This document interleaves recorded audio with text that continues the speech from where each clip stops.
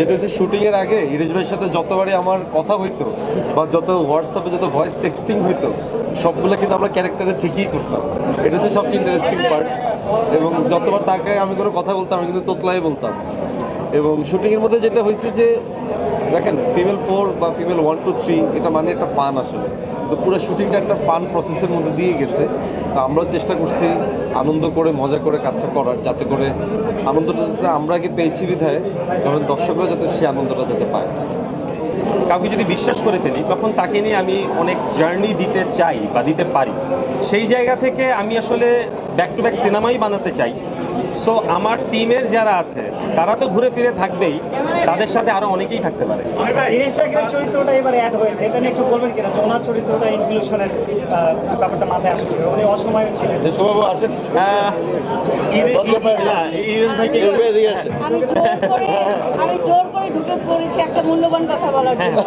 জোর করে ঢুকে পড়েছি যে আমি সবসময় অবজার্ভ করেছি যে অমি সহজ সরলকে ভীষণ ভালোবাসে। খুব কঠিন কিছু যেটা নাকি মাথার উপর দিয়ে যাবে তেমন কিছু সে ভালোবাসে না। মানুষটি হচ্ছে সহজ সরল। তো আমি নিজে ব্যক্তিগতভাবে সহজ সরল জিনিসকে খুব ভালোবাসি। আমি দাবি করি আমি খুব সহজ সরল, সেই জন্য আমার কাছে ফিমেল 4 খুব ভালো লেগেছে, আগেরগুলোও ভালো লেগেছে। আর সবচাইতে ভালো লেগেছে যেটা আমরা বলিষ্ঠভাবে প্রকাশ করতে পারি না, প্রতিবাদ করতে পারি না, ফিমেল 4-এ কিন্তু একটা ক্যারেক্টার দেখানো হয়েছে ডিস্কো বাবু। সেটা আমাদের প্রত্যেকের খুব চেনা, খুব পরিচিত চরিত্র, কিন্তু আমরা মুখে কোনো পেটে থেকে কিছুই বলি না। কিন্তু আমি কিন্তু সেই জিনিসটি দেখিয়েছে ফিমেল 4-এ। আপনারা কি বুঝতে পেরেছেন? নিশ্চয়ই বুঝতে পেরেছেন। তো আমি সবসময় নিজে সহজ সরল, এই জন্য একটা নিজে সহজ সরলভাবে গল্পটা বলে যায়।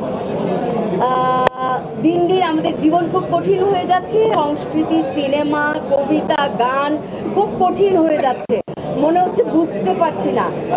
আমার মনে হয় যে অমির গল্পগুলো যখন দেখি তখন বুঝতে পারি, ওই যে সহজ সরলকে ভালোবাসতে পারি, চিনতে পারি। ধন্যবাদ, ভালো থাকবেন।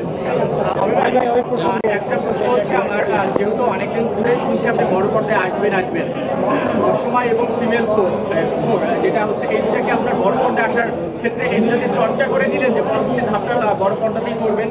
ইউ আর অন পয়েন্ট, আসলেই তাই। আচ্ছা, ইরেশ ভাইয়ের ব্যাপারে যে কথাটা বলতে চাচ্ছিলাম, অসময় করার পর আমি বুঝতে পারলাম যে ইরেশ ভাই আমাকে 100% ট্রাস্ট করে।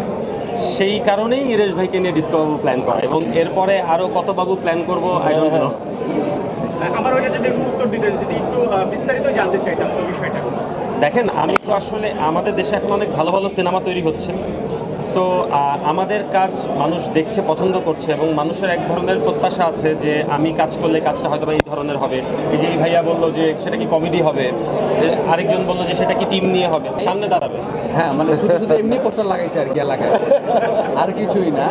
আর মজার ব্যাপার হচ্ছে আপনার কমিশনার কিন্তু আজকে নেই, আপনি পুরো ফর্মে আছেন না। আপনার কোনো ব্যক্তিগতভাবে কেউ কল দেয় কিনা যে ভাই আমার অমুক ওয়ার্ডের সমস্যা হচ্ছে? না, আমি তো ভাই গুন্ডা মন্ডা নাই, এমনি ফোন দেয় দুষ্টামি করার জন্য, এমনি কোনো ঝামেলার জন্য ফোন দেয় না।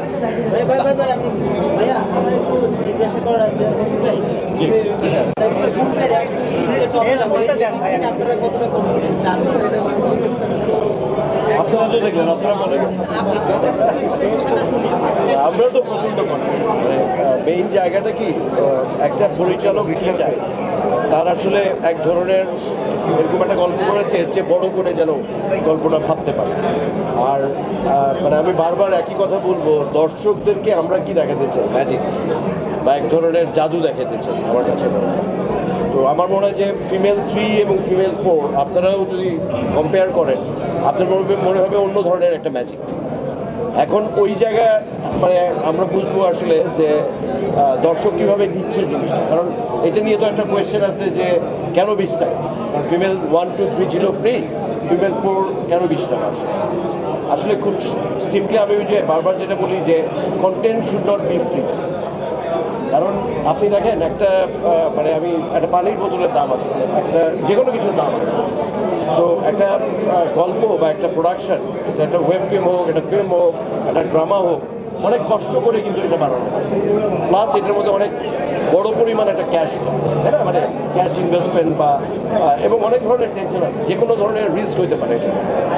তো এইটা আপনারা কি মনে করেন না যে এটা থেকে আসলে যে যিনি ইনভেস্ট করছেন তার লগ্নিটা উঠে আসা উচিত? তো আলটিমেটলি আমাদের এখানে প্রোডাকশন কস্ট এখন যেতে যেতে যে জায়গায় গেছে, কারণ সব কিছুর দাম বেড়ে গেছে। সো যারা আজকে পড়াশোনা করছে তাদেরও তো চাহিদা বাড়ছে। সো দ্য কস্ট এখন ফ্রি দেখিয়ে আসলে পড়াশোনা যাবে না।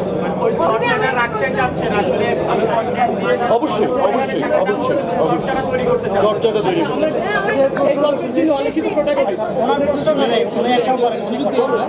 আমার প্রশ্ন হচ্ছে যে এই যে ফিমেল কোডটা আমরা এই সময় করলাম, এখন আমার